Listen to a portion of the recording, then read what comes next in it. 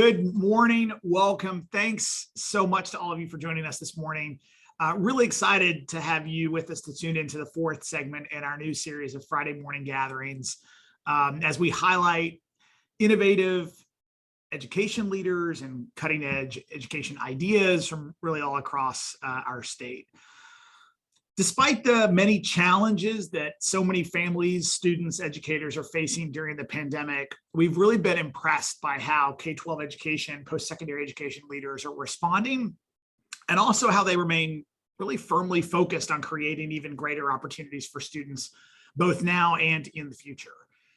And in the spirit of SCORE's commitment, sort of in our mission that we work to catalyze innovative change, and also aligned with the core values of our organization, that many of the most difficult challenges in education could be solved through creative and innovative solutions, we want to highlight innovators, entrepreneurs, leaders from across our state who are really leading the way.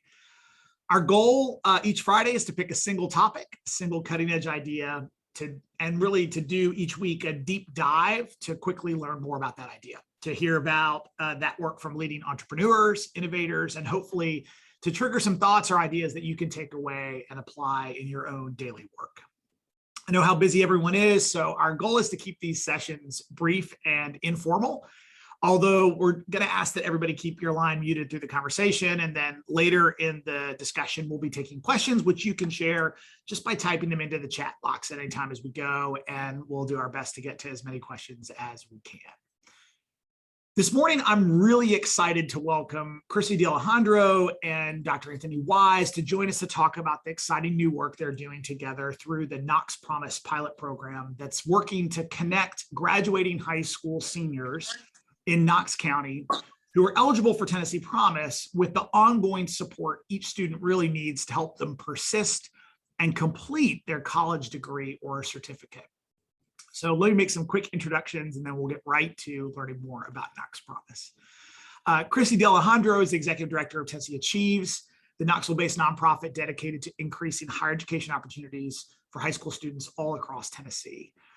The first in her family to attend college, Krissy's worked harder and I think longer than almost anyone in our state to ensure that all students receive the support they need to succeed in college. She helped launch tnAchieves over 10 years ago, which then expanded statewide to tnAchieves in 2011, and then helped design and support the Tennessee Promise program. Now in bringing additional online supports like Knox Promise into the mix, Krissy's really been on the cutting edge in not only helping first generation college students succeed, but really all students find the support they need to persist and complete.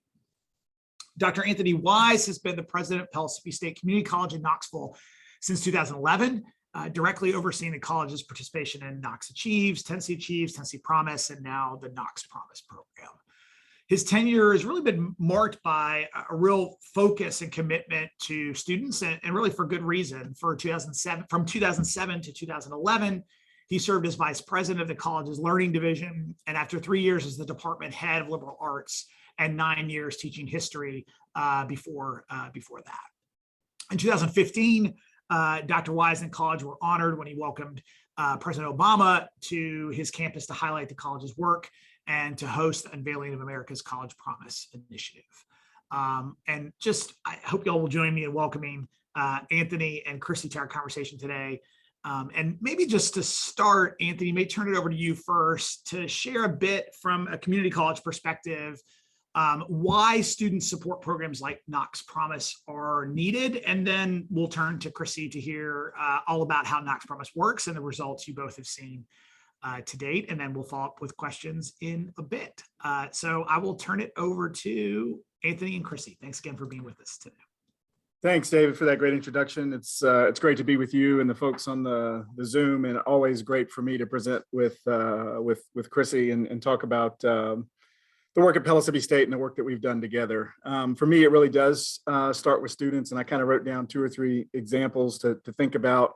The first, I think, comes from the spring semester before we launched Knox Promise, and I had a student walk into my office and say, hey, I don't have money to buy books for this semester. This is a student who had a 4.0 GPA through 3 semesters of her work at Pellissippi State, and was going to walk away from the institution because She was already living with one parent who was disabled, and her second parent had become disabled through a car accident over the course of the holiday break. And she said, I just don't know what to do. Fortunately, we had just created something at the organization called a Student Opportunity Fund, which allowed her to walk down the hall to our foundation and say, hey, I need $300 for textbooks this semester.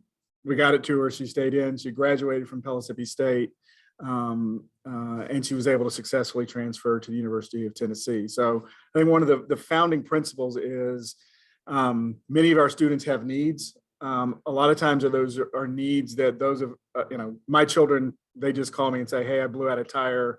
I'm going to use the credit card to go to Firestone. But we have students who don't have that kind of financial and family support network. And so building that in with having some additional resources, which is one of the things we've done at the college, one of the things that Knox Promise has done, one of the things that Krissy approves on a regular basis are these, for many of us, would be relatively insignificant expenses, but for many of our students are deal breakers in terms of pursuit of their education.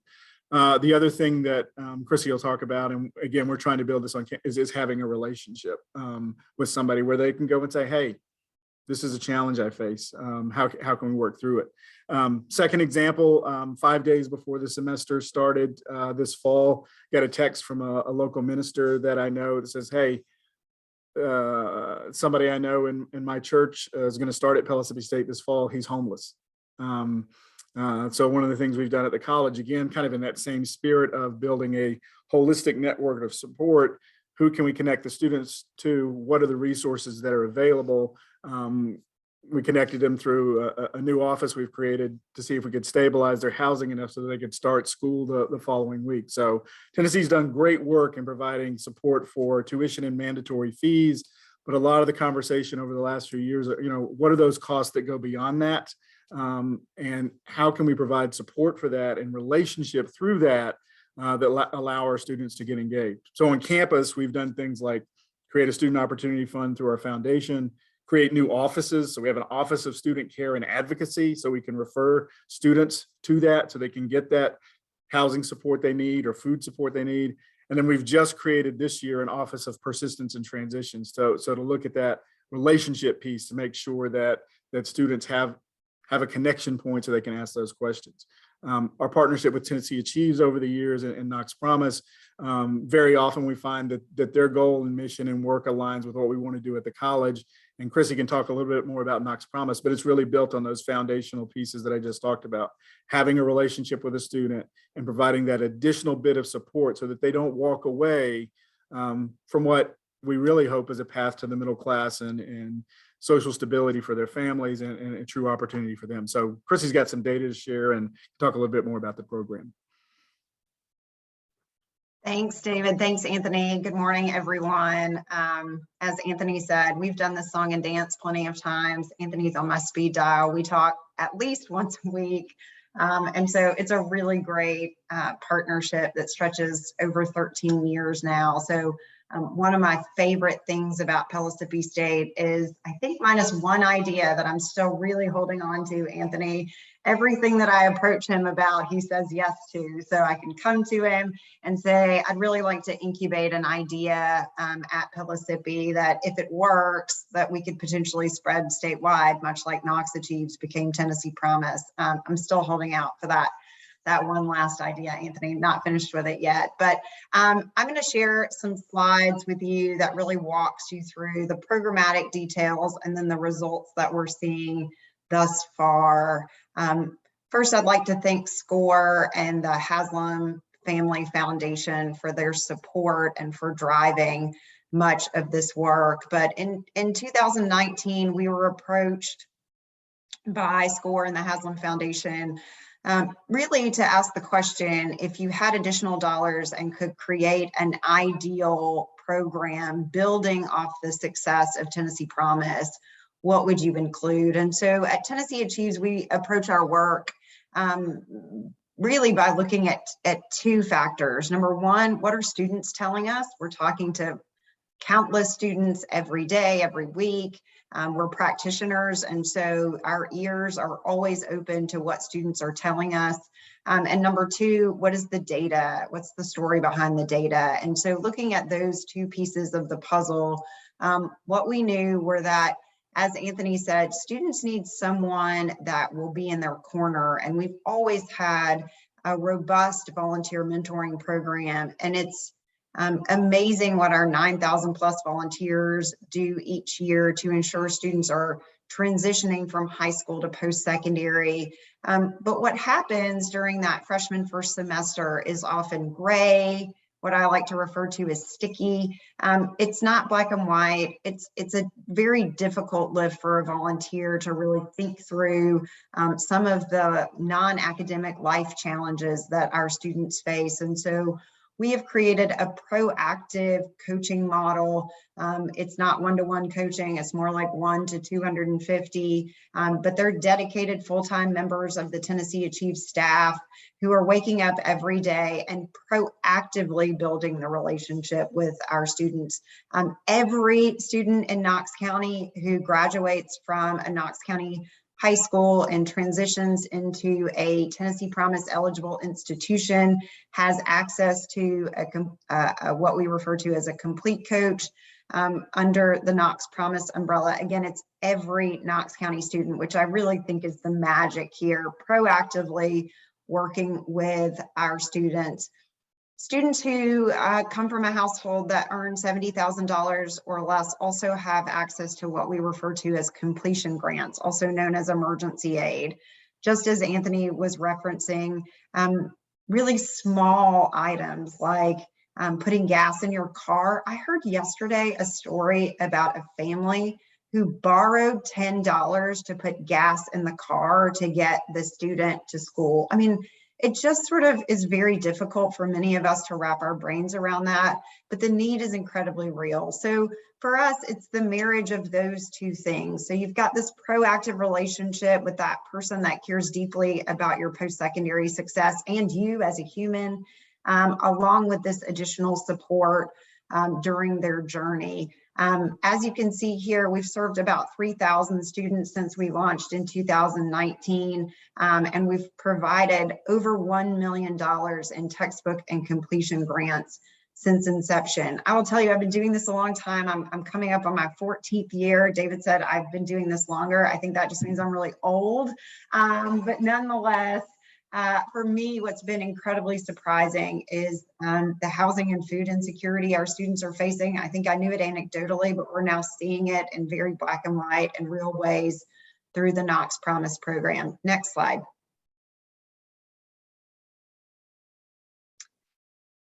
So the impact is real. We have partnered with the University of Tennessee Center for Business and Economic Research to do a deep dive study on the work. I'm going to walk you through some numbers. So we've benchmarked that 54% that you see benchmarked there would be first-time full-time freshmen coming out of a Tennessee community college. That's their first year retention, right? So that fall to fall retention rate. Right now, TBR is sitting at about 54% first year retention across the board. You can see here students who are actively working with a coach and who have received a completion grant, their retention is 78%. So keep in mind, this is our lowest income students, our most economically disadvantaged students, retaining at 78%. To benchmark you against just tnAchieves Gen Pop, that's 67%. So exponentially greater than their TBR peers and even the tnAchieves peers. We're also seeing an 83% first year retention rate with those actively connecting with their complete coach.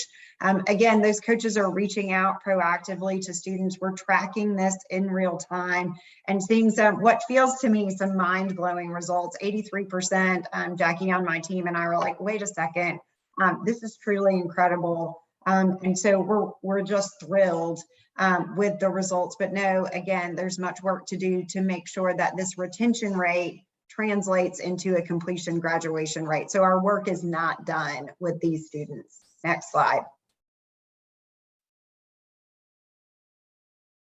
Another critical piece of this is looking at where our state sits in terms of the percentage of students who are going to college in light of COVID. You can see that in Tennessee, we saw a 6 percentage point drop in college going. This translates into about 4,000 less students attending college. I have not seen the breakdown, but again, my gut tells me this is our most vulnerable student populations who are choosing potentially to enter the workforce directly out of high school rather than to pursue some type of post-secondary credential. These are not Tennessee Promise numbers. This is our state four-year institutions, technical community colleges, all represented by that 56.9%. In Knoxville, we actually saw a 2 percentage point increase in the college going rate. What we found under the Knox Promise umbrella is that in 2020, we had about 112 additional students attending community college. So I have to believe, I'm not going to say causality, but I have to believe that Knox Promise played a role in supporting these students to that transition to post-secondary. Next slide. And then finally, what I think we're best at Tennessee Achieves is incubating ideas and then working to spread those good ideas, measurable resulted ideas across the state. We have lifted up in August a statewide completion grant pilot, thanks to Governor Lee and the General Assembly for their support. We have $217,000 to work with for the entire year. And you can see here, this was actually taken 2 days ago. $173,000 have been spent. It's closer to 180 now. We've provided our lowest income students. So this would be families who earn, I'm going to shoot from the hip, but about $30,000 or less. 756 of those have received a completion grant within the last 45 days from Tennessee Achieves. And you can see those top requests. Computers, our students are taking their classes from their phones. Anthony can tell you that is not a successful way to take class. It just blows my mind. We're also buying textbooks, buying supplies for the TCATs. Today I saw, just this morning, I saw a request for $1,700 worth of tools at a TCAT. These costs are very real for our students and are barriers to access and success. Again, you can see there gas, groceries, and then housing. So again, we believe that there's no silver bullet in education. I've learned that. I think it's a layering and a scaffolding and meeting each individual student where they are at scale. I'm dedicated to not creating boutique programs, but really thinking about how to move the needle. And the way we do that is to scale programs that work. So I'll stop there, David, and turn it over to you, but just say that this has been an incredible 2 years, especially in light of COVID. It's as if Mr. Haslam knew that this crisis was coming and that we would need the additional layers of support for our students. Awesome. Thanks so much, Krissy and Anthony, and just great to see that data too. We'll come back to that here in a minute. But Anthony, you talked about this a little bit, and I think Krissy, you referenced this when you were walking through the kinds of challenges that students are facing that is requiring them to ask for some of this support. But Anthony, as you think about sort of your experience leading community college, what have you seen to be the biggest challenges or needs that students face when they are considering dropping out or postponing? What does that actually look like? And are there any maybe sort of predictors or indicators that you're looking at that sort of give you a sense of when that might happen? Yeah, I mean, it's an interesting question. It's almost like, I think part of it's the summer melt question. Like, I've gone through all the processes. I've even done my community service. I've worked with a mentor. I've done the FAFSA. I've made an appointment with an advisor. I may have registered for classes in the spring, but as that start of fall drift away because either don't have the confidence to enter the institution, or something changes from a financial perspective on the home front where student has to work more, has additional family obligations. I think one of the things that we learned about many of our students from, say, the bottom quintile in income is they often have responsibility for younger siblings that have an impact both upon their academic success and their ability to remain enrolled in the institution from a financial perspective. We saw that a lot in Zoom meetings and class sessions, and just evidence of the responsibilities our students have. So I think there are a little point, one's that point of entry. One is we've complained for years about students not having the resources. They don't buy their textbooks. Well, they don't buy their textbooks because they don't have the resources to buy the textbooks. So it's not that students are interested in learning the material or engaging. It's, they've likely gotten a bill that's half as much as the tuition for the semester, to get their A and P book and their chemistry book and those kind of things. So there are these pressure points throughout the semester. I think what we hope is that the relationship piece, whether it's through a Knox Promise coach or a coach at the institution or a mentor at the institution, is strong enough where they're not, they don't feel inhibited saying, hey, I've just got a bill for a $300 chemistry book. I can't pay it. Is there anything you can do to help me out? I think that's where the two things work together. One of the things that Krissy touched on, but Knox Promise initially gave everybody $250 for books. But I think the true model of holistic student support is having a relationship with a student that's strong enough that way you're able to provide the support students need individually. So not everybody in Knox Promise needs $250 for books, but those that do, they can ask for it through the emergency fund. Completion. Yeah. And so, Krissy, how do you when you're making decisions about which students need that support, how do you make decisions about what you're essentially saying yes to? How do you make decisions about what needs are really barriers to persisting and maybe what needs might be sort of nice to haves or sort of not exactly sort of something that's going to cause a student to have to drop out? Yeah, that's a great question. And I think COVID really made us do a deeper dive into that question here as well, because, initially we look at income because we know, obviously, if the lower the income, the less likely you are to stay. No matter what statistic you look at, that tends to be the leading indicator of a student's ability to persist in post-secondary. So that income piece is an important sort of gateway or threshold for us. But in light of COVID, David, I'll tell you, we sort of took a step back and said, okay, students are in all sorts of different situations now. Families are losing their jobs. They're unable to go to work the way that they were prior to COVID. And so we did lift that requirement for some period of time and allowed really every student. But what I'm relying on as the person who actually is approving all of the grants is the coach relationship. So if the coach has a relationship with this student and they're telling me that this is a barrier for the student to find success, then we're granting it 9 times out of 10. As long as we have proper documentation, we're not trying to make this bureaucratic or difficult for the student, but we do want to make sure that the student understands that we're here to help them. The coaching relationship is so important to that. But on the flip side, like continuing that relationship. So we are asking the students across the board, but specifically those who are receiving completion grants, to do at least a monthly dive with their coach so that coach has a pulse, can help them navigate non-financial barriers that they're facing as well. One thing that our coaches often talk to students about that probably feels really foreign to everyone here is the importance of talking to your professors, right? Like they all think professors are super scary. And so it's just this like sort of normalizing of college, if you will, that is also an incredibly important piece of the puzzle.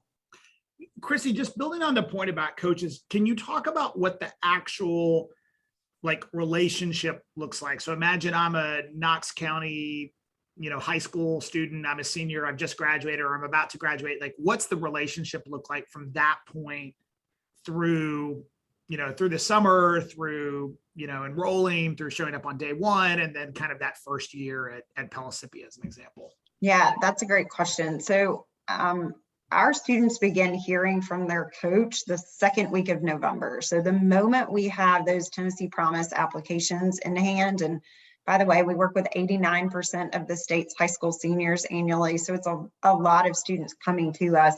They begin only hearing from their coach at that point. That consistency in messaging and that person is incredibly important to us. And so that first semester of their senior year in November, they only start hearing from their coach, and they're doing everything from asking about FAFSA support to ensuring the student understands that we have summer programs that could help them eliminate remediation, right? So it's every step of the way, working alongside our volunteer mentors at that point. But once that first semester starts, David, the coaches begin then proactively reaching out. So we need to meet. We're meeting virtually with students right now, but prior to COVID, we were on Anthony's campus. We were in classrooms with students, meeting one-on-one, meeting in small groups. That peer-to-peer interaction also we're trying to encourage in many ways.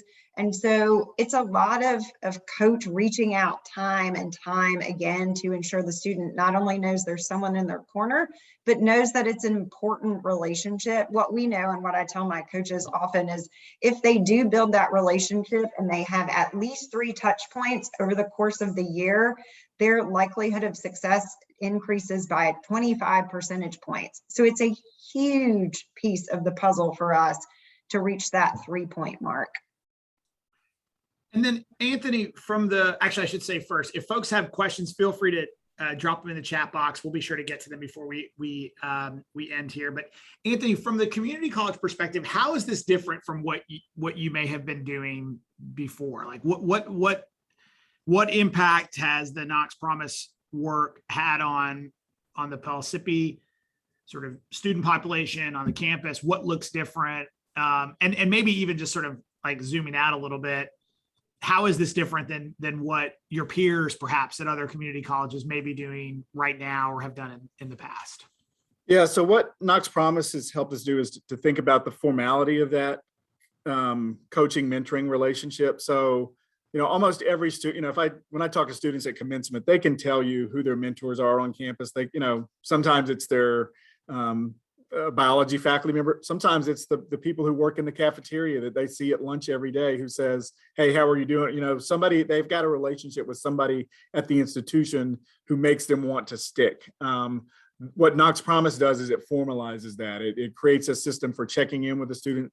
Hey, are you doing okay? If you are, hey, we'll touch base later. If not, let me see how I can help you. So I think other institutions have had success with that. Roane State's got a coaching model. What we want to do as an institution is, so how do we take the work Knox Promise is doing with with that population of students at Pellissippi State, and then how do we create our own coaching system that aligns with that? So pre-pandemic, I would say we've got a couple thousand adult learners who, they're not going to be part of the Knox Promise program. So how do we create an infrastructure where we've got a coaching relationship with those students? And so that's where our notion of an Office of Student Persistence and Transition, that's where our coaches are going to live. And it's the same kind of thing, building a relationship, building a structure.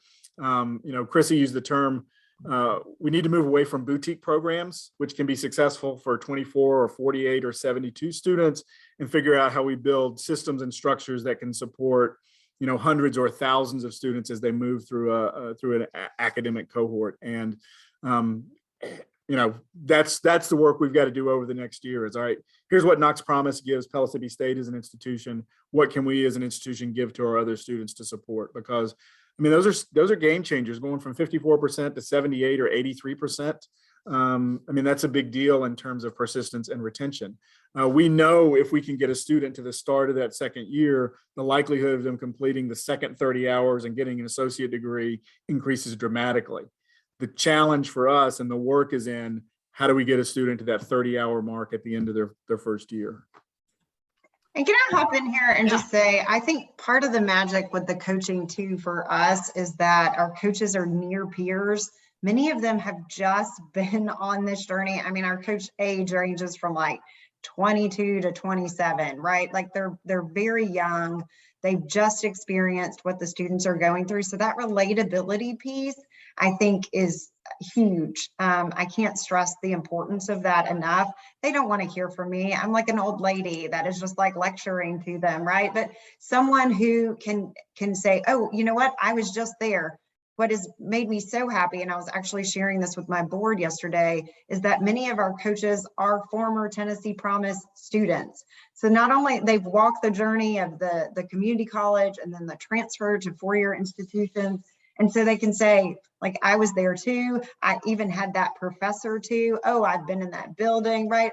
That piece of this is so critical, I think, to the success we're also having. So I want to sort of look ahead, and we've got one question that's popped in that I think sort of leads us to thinking a little about what's next, and then want to talk about sort of what it looks like to serve perhaps more students through this kind of work. But one question that we've gotten here, maybe Krissy, for you, based on what you've learned around the work so far, is there anything you'd want to change or adapt around the tnAchieves coaching model in the next 3 to 5 years, around sort of what you've learned related to Knox Promise? Yeah, I mean, I think they're very similar in their approach, right? I mean, the difference is Knox Promise is for every student, and the coaching we have outside of Knox Promise is only for our lowest income student population. So you've got this one county with a rich set of resource that is really moving the needle. The rest of our counties, only 14% of Tennessee Promise students are currently being served by a coach. So our ideal situation, David, is to increase that number and have every Pell eligible student attached to a dedicated, proactive tnAchieves coach so that we can begin moving that needle. As I said on my slide deck, you know, we've made a little dent in the universe on completion grants, but they're already showing so much progress. And what we're finding is that we'll have no funds left over for second semester. So how do we increase that pot of funding too? Because we know the demand and the need is so great for students and families. And so if I would change anything, I think I would say expansion. And also, we're just continuing to watch the data. So how it looks today will not be the same 2 years from now. That's just the tnAchieves way. We want to continue to innovate and grow as our student needs continue to change. So maybe just building on that again, sort of looking ahead, obviously, Krissy, you walked through both the initial pilot in Knoxville, funded through philanthropic support, really to launch the work, and then this expansion across the state through an investment from the General Assembly. So what's next? I mean, is the thinking serving more and more students through this kind of effort across the state? What would you need to make that happen? And then also, Anthony, like at the campus level, what are you hearing from your peers? What would you need at Pellissippi? Like, what's next in terms of serving more students through this kind of intervention and support? Yeah, I can start. I mean, you know, we see ourselves as extensions of the college. Like our wins are Anthony's wins. And so at the end of the day, what we're hoping is to increase those retention and completion rates at our 13 community colleges specifically, because that's where 79% of Tennessee Promise students are choosing to attend every year. And so critically important that I believe we continue to create that scaffolding and support, and being able to meet each individual student where they are at scale is my end goal here. And so, David, you know, we've been socializing this idea of the expansion of Knox Promise statewide. What we think we need at this point is a $2.9 million annual investment to do this, which is relatively low cost. We try to run an effective and efficient ship at tnAchieves, and so we do think we could serve every Pell eligible student across the state, which is about 18,000 students annually, with that $2.9 million, coupling, again, the magic of the coach with the completion grant that the students could receive by each semester. So that's our hope as we move into the future years of Tennessee Promise. Yeah, when I think about campus, it's really doing a lot of what Krissy talks about, but just at the scale of the college. So this work really aligns well with our strategic plan, which is focused on our outcomes as they relate to equity. It's aligned with the work that we want to do in terms of our SAC COC quality enhancement plan, which is focused on how instruction relates to equitable outcomes and the work we need to do in the classroom. And then it focuses on a strategy around integrated student support. So again, how do we make sure that it's not just the Knox Promise students who get this level of relationship and coaching, and it's not just the 500 students who are in our own pilot that we're working through this academic year, but at some point as we move through the next 2 or 3 years, I want to be able to say to every student, whether they're an 18-year-old recent high school grad or a 35-year-old student who's changing careers and coming back to Pellissippi State to become a nurse, here's the framework for your work. Here's your academic pathway. Here's the supports that exist. And here's the person that's going to be your go-to while you're at Pellissippi State. If you hit a wall, you're going to reach out to Krissy, and Krissy's going to say, hey, these are the financial resources that are available to you. We don't want you to walk away and there's plenty of data on this nationally, for as little as $300 or $400. The cost of doing this and providing this at an institutional level and even at a state level is so insignificant compared to the benefits for the individuals, their families, our communities, the state, in terms of intellectual and economic and workforce development. To me, it's really where the work is, especially when it's connected to the equity work we need to do in the state and on my campus. It does feel like the house is on fire right now, right, guys? Considering learning loss and the dramatic dip in college going rate, we have to do something. We can't continue to do the same thing and expect new results. This needs to be sort of a reigniting, if you will, of an excitement around going to college, and not only excited, but hey, we're gonna really support you along that journey. And so that urgency for me right now is very real. All right, so we got one more question that's come in the chat box, and then we'll move to wrap up here. So maybe, Krissy, to your point about the urgency here, another place I think we see this is around transfer students. And so we know that about half or less than half of the Tennessee transfer pathway students are graduating with a credential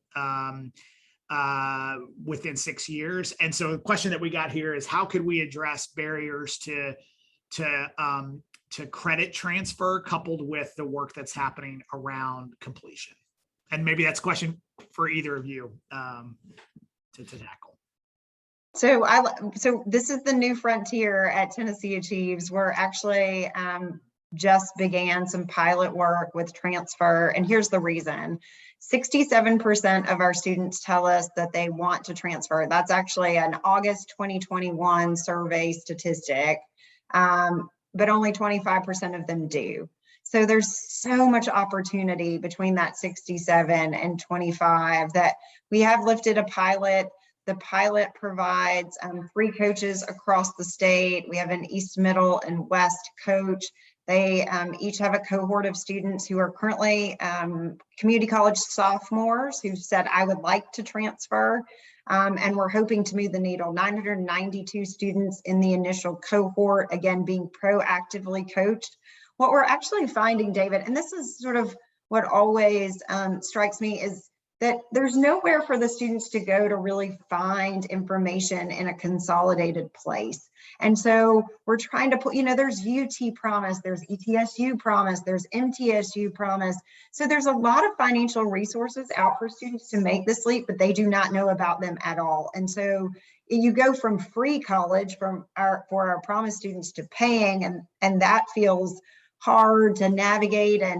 But also it's just like, I'm afraid of going from Pellissippi, which is relatively small, although Anthony's big, but relatively small, to, a giant University of Tennessee, and that's intimidating. So again, we're coupling this, hey, let's help you navigate the financial piece while also providing someone that can really help you advocate for yourself, help you navigate these resources that we know are available. And a lot of that is just consolidation of all these resources that do exist, but students just we're not getting them directly to students, and we're proactively pushing that right now. So I love that question. I also would like to do a plug for reverse transfer. I think we should just make it an opt out versus opt in. Anthony, come on, right? So there's a lot of opportunity here for us to get this right for students.